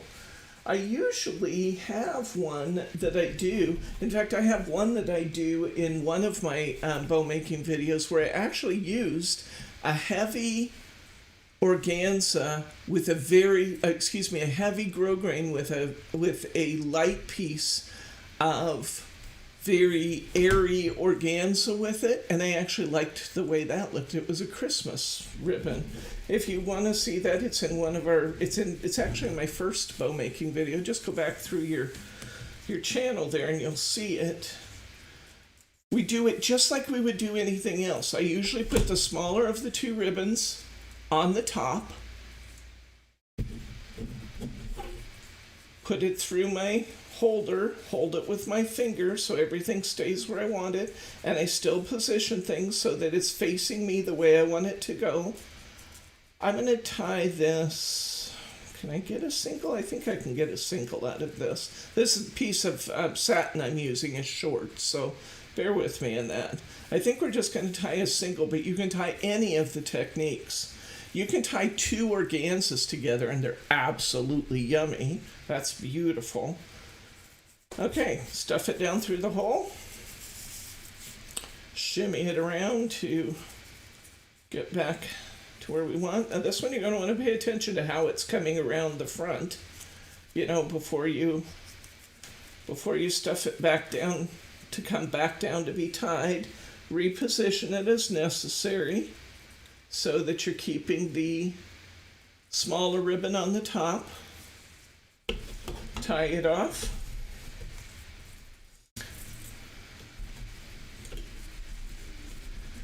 Twist your ribbons as necessary to keep the back of your ribbon towards the back. Try and let that ribbon from the front show the smaller piece. It's not going to make or break your ribbon with, what the position is. You can usually play with your tails a little bit and get them to come out. If you want to separate your petals, I call them the petals instead of the loops. I don't know why I always do that. Okay. Now bear in mind, this is even prettier if we do it with like a double, guys, but we have to use what we have available here. And I couldn't believe it when I looked at my bow kit and I had not specifically put one in. You can separate those loops if you want to. I do like the way it looks when the the little fluffy one is kind of slightly above. You can play with the tails and get those positioned the way you like them. Let me just lop this off and let's see how this looks. I cut it at an angle. Let's cut it at an angle. Actually, this worked out pretty well, I think. And look here. How's that, Alice? It was Alice that asked about, yeah, 2 different ribbons. How's that? There we go. How pretty, huh? What are you guys thinking? These bow makers like pretty spectacular? Yeah, I think so too. You have this nice long piece of curly ribbon left. You have lots of things left. We have not done much with satin. I want to do a satin. We already talked about this one. The reason I put this in was so you could play with it, but we're not going to do this one today. You can get the green satin out, and let's do a satin. We're not going to worry about these. These were here primarily to teach you about directional ribbon, and we've already talked about that, so these are all extras for your stash. You can play with those when we're done. This one, I'm not going to take the time to tie this one in class. I usually tie if I'm going to use something like crochet, lace, you actually can tie a bow out of this. Only a special kind of card is going to handle a bow that big, but I tie a fairly robust bow, at least a 1, and then usually with this one, I will tack it down underneath. And when I put it underneath, excuse me, I'll never be... When I attach this bow, I've tied my bow here, I've left my tails long, and when I wrap my tails under my card, I attach my card face to my card base with foam squares, because otherwise this is going to create too much bulk for your facer of your card to lay down flat. Does that make sense to you guys, what I'm saying there? Could have probably tied it and showed you in the time I've taken to talk about it, but I want to get to our card and assembling that before we quit. So, and I still want us to do another couple. I want to tie a triple using this green. So let's put it in. Let's do a 5, 1,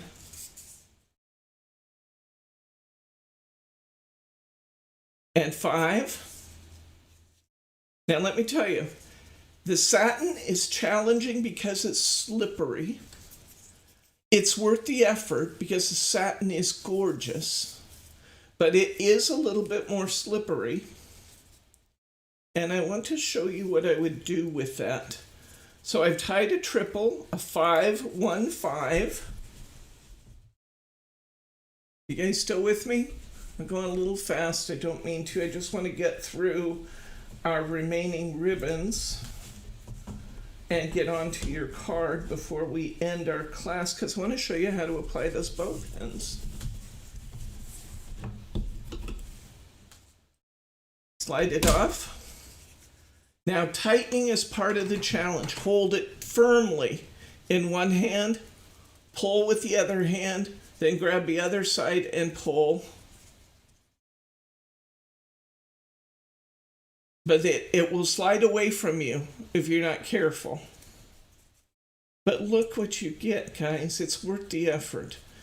And some, I probably retie these more often than I do any others because they're slippery. But look what we get when it's done. It is so stunningly pretty. And you'll see that I use a lot of this satin in my cards because it is stunningly pretty. I mean, it just doesn't get any prettier than that. Look at that thing. That is really, really beautiful.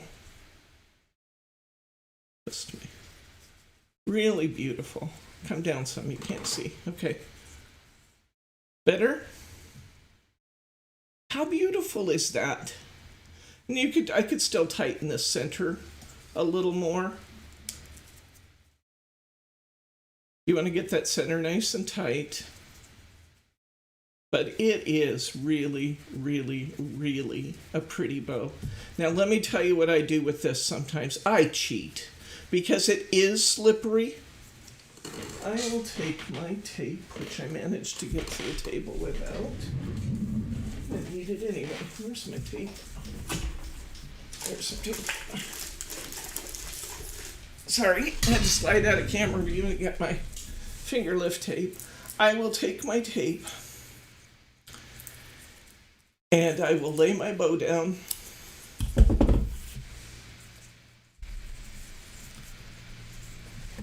Can you guys see what I'm doing? I spread those loops out where I want them to go, and I put a little piece of tape. I put a little piece of tape right across the back to hold those right where I want them to be. And then I'll do the same thing to the other side. Because they are slippery and they will get away from you. Now your next question would be probably, do you take that tape off? And I'm going to tell you it really doesn't matter because nobody's going to see it. It's on the back. So most of the time I really don't bother to remove the paper from the tape. It just helps keep everything where I want it to be.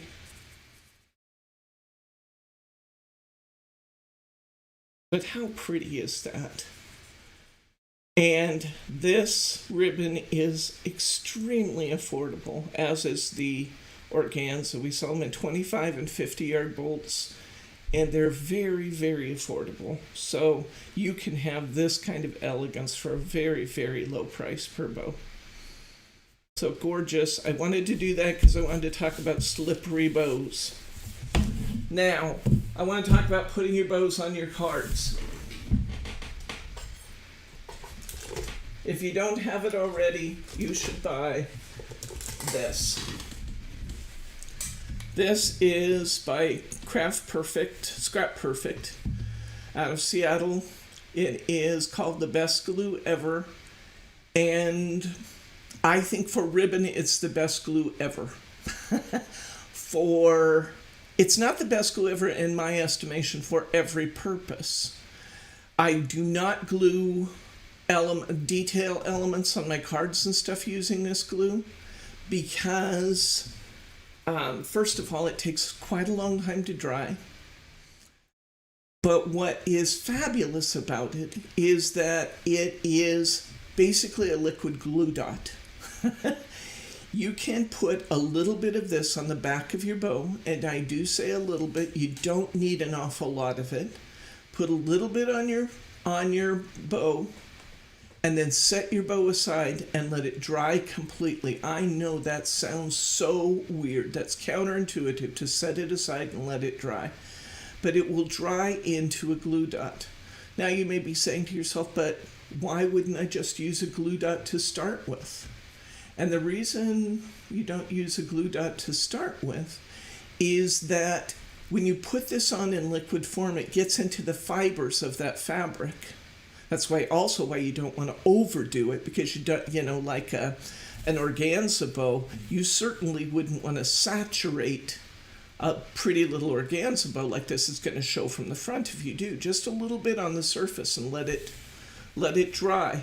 Set it aside. You know when it's dry because it's completely clear. But once you put that bow on your card, that bow is not coming off. Because if you noticed, you've had bows fall off before. I know you have, because I had it happen all the time using glue dots. And you ever notice the glue dot stays on the paper, but it falls off the bow? Because it has all those little fibers in it. Well, by having the glue actually attached to all those fibers and then dry, it's not coming off your card. Sometimes I, for the sake of demonstration, I try to take one off. I have to really ratchet on that bow to pull it off without damaging my card because it doesn't want to let go. The best glue ever is the best glue for attaching your bows. It's less than $8. You use a minute amount of this and it is perfect. The other reason I wouldn't want to use it for just basic elements on the front of my card, besides the long drying time, is that it stays sticky. If any of this glue is exposed, it's going to stay sticky forever. And you have to actually deactivate the sticky on the front of your card using a powder bag or something else. So it's the best glue for this solution, though, and I can't say enough about this as a tool for your bow making. All right. Another bow. Grab your baker's twine. You should have 2 pieces of it in your kit. We're going to just tie one. I have the green one. I don't care which one you get. Double it. This is another one that I just have to show you because it's just too cool. I have to. It has to be demonstrated. Okay. I want you to take this baker's twine, double it. The reason we're doubling it is because we're going to make lots and lots of loops and we don't have to wind and wind and wind. But we're also doubling it because you can break baker's twine by pulling on it, and it helps us not to break it. So let's go out to number 1 and back to number 1 and go out to number 1 and back to number 1. Go out to number 1 and back to number 1. We're going to use this piece of ribbon. Out to 1. Back to 1, out to 1, back to 1, and I think that's as many as I can get. I'm going to drop my cord down through. I'm going to pull it up over the top. I'm going to tie off these ends. Now this too can be a little slippery. You want to tie it pretty tight here, and when you take it off the comb, because it has a lot of loops. I'm going to tighten this a little bit, but I'm going to be very careful because I don't want my loops to slide. And look what we get. Is that just cuter than a bug's ear? Look at that. I love that bow. This looks like butterfly wings. It does. It does. Baker's twine, guys. Look at that. That's 2 yards of baker's twine to make that bow. Isn't that beautiful? So even your little tiny cords, little tiny ribbons can be beautiful. That's it for these. Let's move on to making our card, shall we?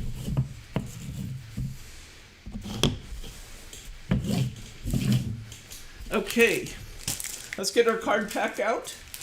Why do we make a card in this class? Because I want to show you the bow pins, and because, we're a card making company. It's what we do. Let's start by covering our background with our paper. I'm going to go kind of fast on this because we're running into my self-imposed time limit. Don't get flustered, guys. If you need to, just stop and then replay it when it goes on Line Live in a little bit. Because I never want you to feel flustered that I'm moving too fast. I just want to finish, and I don't want to take up your entire Saturday afternoon. So thank you for being there. What time am I now? Just at 1:40. Oh, we're good. I'm slowing down. We got 20 minutes to make this. We're fine. We're fine. Okay, good. I've been trying really hard. It doesn't always work because I sometimes overplan our projects. I've been trying really hard to try and keep this class to 2 hours or thereabouts, certainly not more than 2.5 hours, And we've been doing 90 minutes on the stamping class, because that's happening in the evening for a lot of you. And I know some have returned to work, and I don't want to be keeping you up late on a work night. So I've been trying to impose some limits on myself to try and behave a little bit. I'm putting our mirror board on. You know me, I never measure. I put my mirror board down, and I flip my card over, and I trim off any excess, because that's how I like to cover my cards.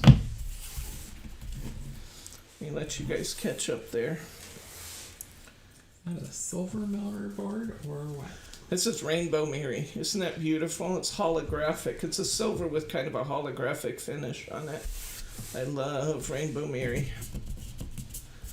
Okay. We are going to take, oh, look at what we did. We even trimmed these to the right size for you. We're spoiling you guys. We are spoiling you people. Okay. I'm going to, you remember how I'm going to put this on and keep it centered? I'm going to use my, Tape flags. Tape flags. We're going to use our tape flags. So let's put 2 pieces of tape down on our card. I actually have to decide which direction I want this to go. That is not necessarily an easy decision because, well, all of our papers are going to be different. I cut them off a big pad, guys, so all of our papers are going to be different. And everybody's going to have a slightly different variation on this. So you're just going to want to position, oh wait, I'm not putting this on yet. I'm glad I stopped to think about that. We're not putting this down yet. The hunky-dory card base, yes, these are the card base you have here is 300 GSM. That's what they make hunky-dory card bases out of.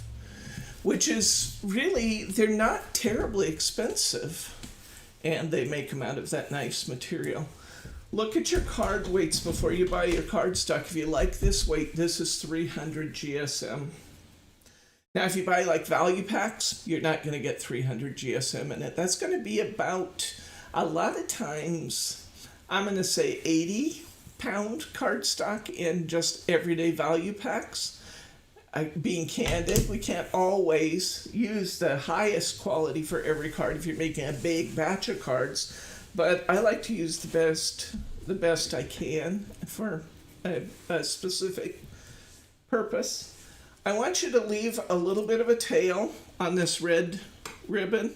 Isn't this red beautiful, by the way? 4 inches, 5 inches. Yeah, I'm going to say that's probably 5.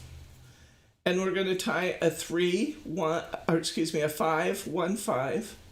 That's probably my most common triple, guys. A 5, 1, going back around the number 1, coming back to the number 5, the last of the little ones. Come down through the center. I'm glad you get to do it with this ribbon because you can see how pretty this 5/8 is in this glitter ribbon. I love this glitter ribbon. This is fairly new to us. We've gotten it within the last year, and I really, really like this. What kit was it? One of our kits, we used a lot of this ribbon, and everybody discovered it and loved it. In fact, we sold out, and then I had to get more, and we sold out again, I think, but we have some in stock right now. Okay, we're going to adjust our bow. And you usually have at least one loop of your bow that's hiding inside the big one. Pull that out. This really positions nicely where, like the satin we were just working with is real slippery. This is just friendly and easy to get along with. Now, we are going to be wrapping our ribbon around our card. But before we do that, we're going to, I bet you, I hope you guys have some foam squares because I think I forgot to put foam squares in your kit again. I forgot to put foam squares in my kit. let me show you what we're going to do anyway. I'm going to look at where I want my bow to go. And then I'm going to build myself a little wall of foam squares in here. I want my bow to go right across there. So I'm going to put not one, but 2 layers of foam squares. You can go too wide also if you want to, but you need to make sure if you do that that your bow is wide enough to cover your squares. Because these are kind of hidden elements underneath our bow. A single layer will usually get the job done. But if you have a big wide bow, this is actually a fairly wide bow, it might cover it, but I'm going to put a double layer of foam squares here. Move your hand when you're done there so they can see. I absolutely will. And I built myself a little 2 square high, two squares high and 3 squares wide, little wall of foam squares there. Okay? Now, I'm going to take my bow, and I could glue this. I could. I'm not going to. I could put best glue ever on this. I could, but I'm not going to. Because I'm wrapping this around my card, this is going to hold very, very well with just putting finger lift tape on it. So I'm going to put a piece of finger lift tape right down my bow and across my ribbon. It's also going to help hold this out flat while I'm working, which actually will make my life just a little bit easier. This time I am taking my paper off because, this time I am taking my paper off because I want it to stick to my card here. If I were using satin, I would also have strips going the opposite direction for the reasons we've talked about. Notice how when I'm loosing my tape from the glue, guys, that on fabric, on ribbon, it's almost always easier to tear your tape in the middle and pull it back both directions because it will try to lift on you if you're trying to lift the tape from the ends. And that's just endless struggle and totally useless because you can make it behave really easily by just tearing your tape in the middle. Because when you tear the tape in the middle, it's going to stay, the tape itself is going to stay on the fabric. Okay, so I have my fully taped bow. Okay, I'm going to wait here for just a second, let you guys catch up. A little drink.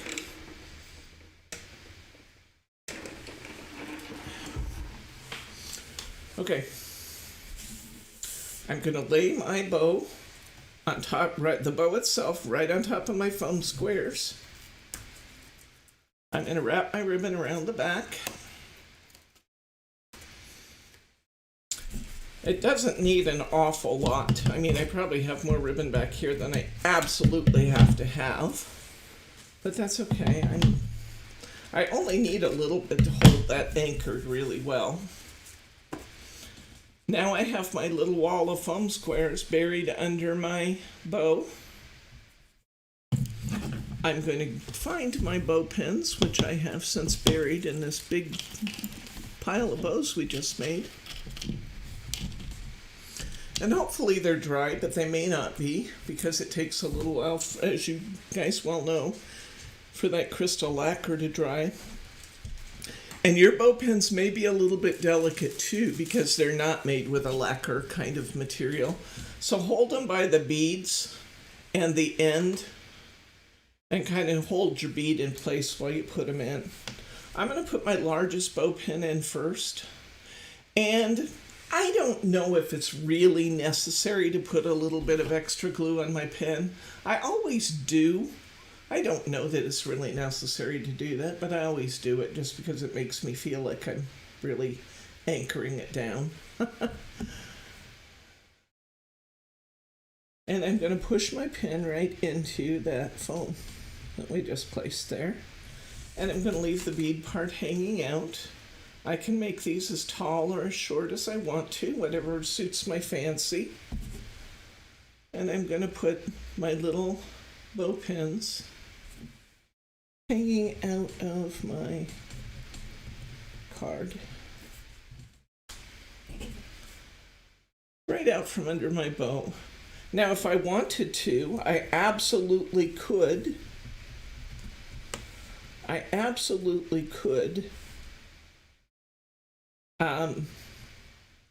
put these bow pins hanging down too. I mean, things hang down like that in nature. You got grapes and things that grow and hang down, berries that hang down. If you're bothered by these pins, when it gets dry, you can clip these pins a little bit. I'd let them kind of dry from any glue that we just put on a little bit before you clip them. I'll be honest with you, 9 times out of 10, I just don't. It's like the stems hanging down from the berries. And sometimes you can kind of fluff your bow to cover most of that anyway. So 9 times out of 10, I don't clip them off. But you can, if it bothers you, absolutely. Next, I'm going to go ahead and put my card down on my base. So I'm going to make my tape flags. Thank you for answering. Oh, I guess we answered that. Bryce answered, tape flags. He's been through a few of these classes, guys.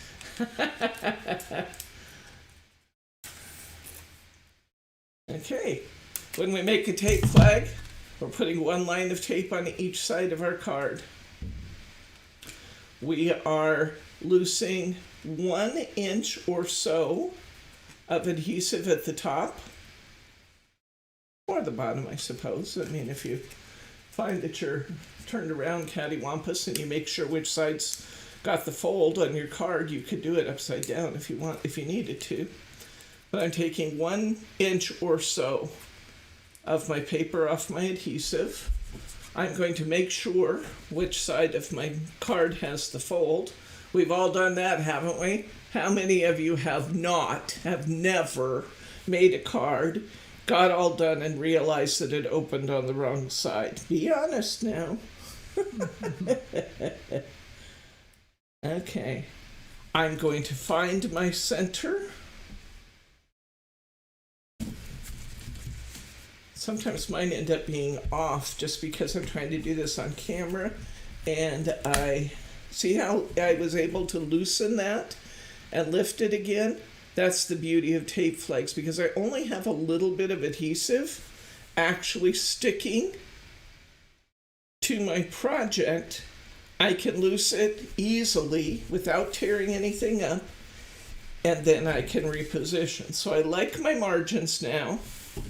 I'm going to hold it firmly in my left hand and peel my right tape. I'm going to fold it firmly in my right hand, peel my left tape, and I have a perfectly centered card without the stress of saying, oh my gosh, is it going to be straight? Is it going to be straight? Because we do all this work and then put it on crooked. Yes, it's the way to go. All right, next. We have 2 elements to go on our card. We have a beautiful butterfly. Thank you, Brittany. She was not happy with me when I said it was time to die cut. Lots of butterflies for you guys. But we always try to send you everything we're using, and I didn't know how many of you would or would not have a butterfly die, or for that matter, even a die cutter. So we cut it for you before we sent the kit. I'm going to position my happy birthday. Your elements may be going in different places, guys, depending on the print you have on your card. Don't feel like you have to put yours where mine are, because you have a different print, chances are, on your card than I have on mine. I'm putting down my birthday. It's pretty straight. I always check. You can relift these. If you're careful, you can relift these stickers and put them back down again. I'm going to put happy right above that.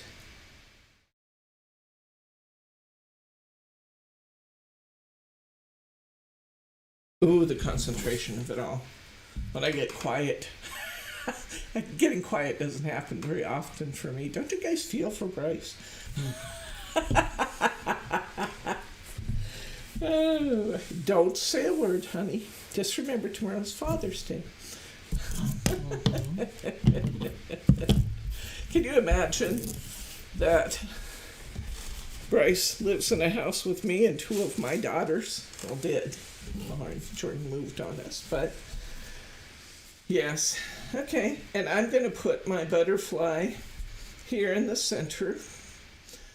I'm going to put a little bit of glue. I'm actually going to fold his wings up because I like my butterflies to have some dimension. So I want his wings up. I'm going to crease them just a little bit on the two sides of his body, and then I'm going to just use my fingers to kind of position his wings a little bit. His, her, its. And I want it just kind of above my flowers, maybe here. I'm going to put a little glue on there. Whole table of glue and not the one I want. I'm going to use my quicker drying glue. I'll just use my, I'm going to use my new glue. I had to grab another glue bottle. I came ill equipped today. No foam squares, no glue bottles, no tape. But I'm here. Okay, I'll put my butterfly on. And there we go. So let's kind of recap what we've talked about today. We have the tape flag, Kim. Oh my gosh, it will save you endless hours of disappointment. We have learned about bow pins, how to make them, how to glue them, how to use them and apply them. We have learned about single layer, double layer, and triple bows. We have tied bows in a wide variety of materials, from stiff material to organza. We've dealt with slippery material like satin. We have worked with single-sided and double-sided ribbon. We have decided that crepe and glitter ribbon are just the cat's meow, as is organza ribbon. They're all very friendly and easy to use. Satin, a little more challenging, but stunningly pretty. So we do what we have to do to use satin ribbon because it's gorgeous. We have made a card, wrapping our ends around the card to secure it. We've talked about the best glue ever. We have looked at some sample ribbons from the store. We've talked about tying ribbons that have words on them. We've talked about single versus double-sided ribbon. We've talked about even using lace in our bow making. What kinds of questions do you guys have for me at this point? While you're thinking about that, I'm going to bring in something I want to show you for next week that I am so proud of. 2 hours. We're at 2 hours now, but that's good. We're actually timing pretty nicely here. I want to show you next week. Who's got a question?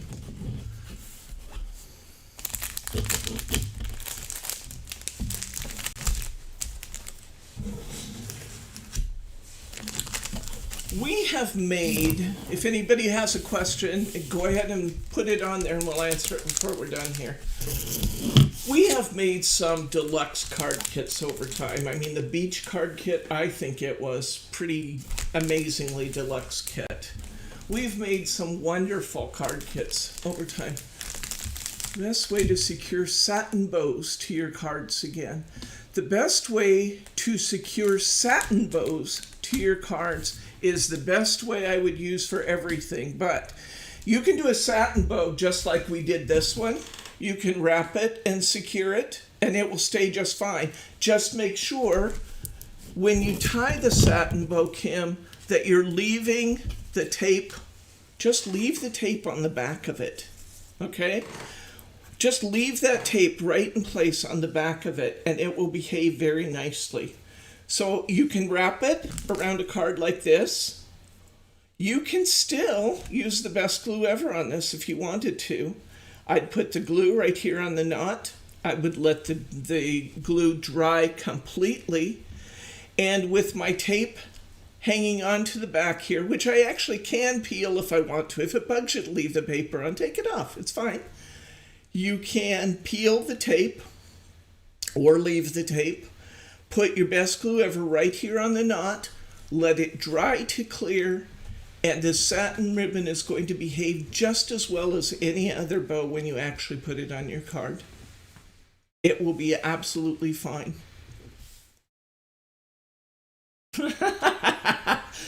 Lisa's going to get this bow, guys. That's why she's just saying. Okay, so good question. Thank you, Kim R. All right, back to this kit. And ask other questions if you have them, guys. This is your time to be formulating those questions. I want to show you what you're going to get in this kit. I'm going to show you. In this kit, let me save the cards and stuff for a little bit. You are going to get... What's this kit called? This kit is called Landscapes, and this is our kit for next Saturday. You are going to get a set of dies that has a frame and 5 mini circles. So you're getting 6 dies in this set. You are going to get a whole set of landscape scenes that match the size of those dies perfectly. You can use these dies instead of having to trim this by hand, bayonet. Instead of having to trim these by hand, these dies match this set perfectly. You are going to get a set of ovals or squares that you can either trim by hand or purchase our add-on kit, which I'll show you after a while. But you get all 3 of these sheets. You get this scene, or this sheet of seasonal backgrounds. I think this is the summer set. This is the autumn set. This is the winter set. And this is the spring set. Now you guys know me. You know that we are, these punch outs actually make 12, but I'm going to get you an extra one of each. You can make 24 cards out of the punch outs in this set. You are going to get a sheet of this blue silk paper, a sheet of gold silk paper. You are going to get a half sheet, where is it? A half sheet of green silk paper. You're going to get a half sheet of little words and phrases in gold. You're going to get a full sheet of these mint and gold line stickers. You're going to get a full sheet of thin line stickers. You're going to get a Miri mat. You're going to get 1, 2, 3 A4 sheets of gold Miri. You're going to get another Miri mat in rainbow. You're going to get a full sheet of rainbow Miri. You're going to get a full sheet of what's called Inca Gold, which is, Inca Gold is the holographic version of gold. Like this is, rainbow is the silver. Inca Gold by a different company. This is by Craft Perfect. This is the gold version of holographic. You're going to get 12 envelopes, 11 A4s plus a square. You're going to get envelopes for all of those 12. You're going to get a sheet of background stickers. You're going to get 10 mini cards with envelopes. You're going to get 12 of these really beautiful, beautiful, beautiful, beautiful, beautiful. Brittany's already been busy, Mary. She still loves me, though. All these kits are put together and ready to ship. Look at these beautiful rainbow or watercolor style backgrounds for these cards. We've already pre-cut all these pieces for you. You're going to get 10 of these. And this is all in the basic kit. The kit's going to be $29.95. We're going to make, well, this kit as it's positioned right now, will make the 12 cards, plus you'll have materials left over to make mini cards And you'll have materials left over to make gift tags. There's an add-on kit available. These dies should sell for $13 a set. These two add-ons are available if you wish to have them. These will cut those other little sheets, and they'll cut the supplemental cards that I made for this kit. This is on a special to you for $19.95 for these two, so you're paying a little less than $10 a piece for 12 dies. In total, you know, that's 20 dies for well, no, actually, it's 12 dies for $19.95. So just what, $1 something a piece. Here's the cards. This one says "Happy Thoughts." Look at this beautiful filigree work in that frame. We will not make all 12 cards on camera, because obviously that would take more hours than my 2 to 2.5 hours that I budgeted. But look at that beautiful 3D. These look like those little Chinese lantern plant here. I'm not sure what that is. It could be squash too, I guess, but they're pretty. They're orange. Look at this beautiful filigree work. And you've got these beautiful thin line stickers and the silk paper accenting that. Here is one of the layered cards. We're going to get these because we're going to make a flat one and we're going to make a layered one in each pattern. That's how I'm going to get you double the cards. This one says "Thinking of You" with some little accents. This one's in that Inca gold, and I actually found background paper that has that Inca gold holographic in it. This is one of the winter cards. You can see a pond with cattails. Not sure if you can tell what the scenes are from a distance here, but here's another one of those. Here's another one with a little plant in the front and the forest in the background. Look at the way those background papers play with those images. I was so delighted putting this together. I got to tell you guys, I had a blast.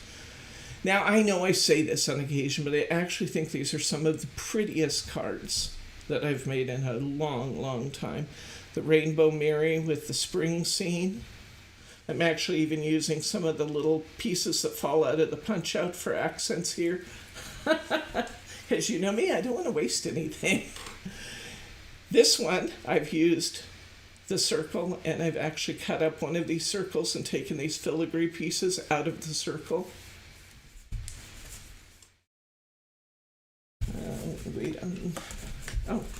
And then this is what I was saying, that you would have lots and lots of pieces left. You're going to have so many of these little pieces that I thought I'd show you some things you could do with little pieces. Here are some of the little mini cards. You can show that, honey. Okay. Here are the tags. These tags are just made cutting extra leftover. See, the reason I put these extra sheets in is you can use every little bit of the leftover Mary board from cutting your other images, every little piece, and use these little images to make just superb gift tags. And these little cards are just cute as a button for gift enclosures. This is a rich, rich kit. Now, I took the liberty of using some of the images in my 12 to just show you what the other dies look like. Here's the oval. Same beautiful filigree work, just a different shape. Look at the square. The square can be turned on corner and turn into a diamond. How gorgeous. Here's the square as a square.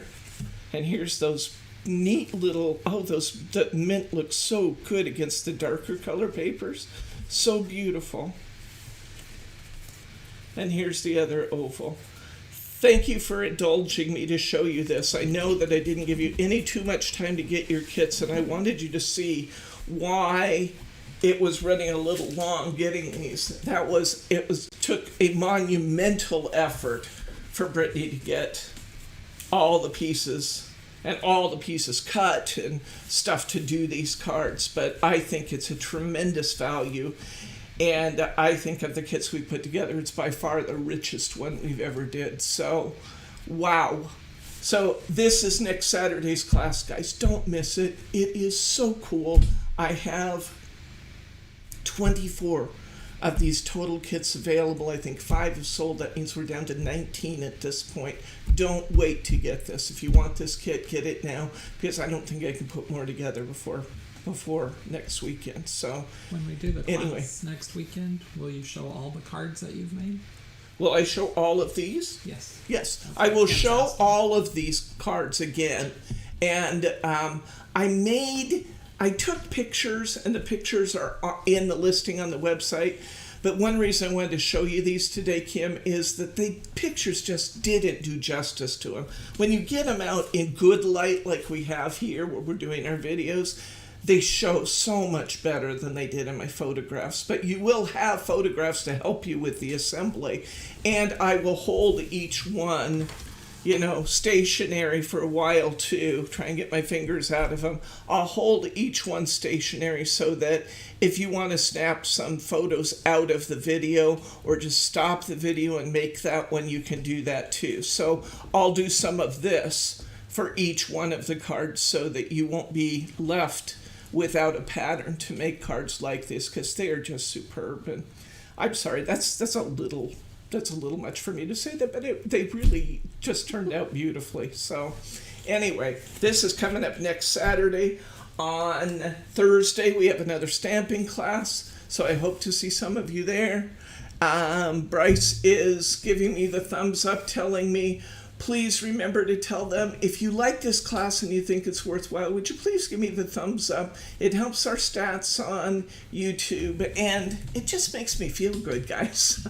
It's kind of like my reward for saying you're working hard and we like what you're doing. So give me the thumbs up if you like it. If you aren't already subscribed, please subscribe to our channel.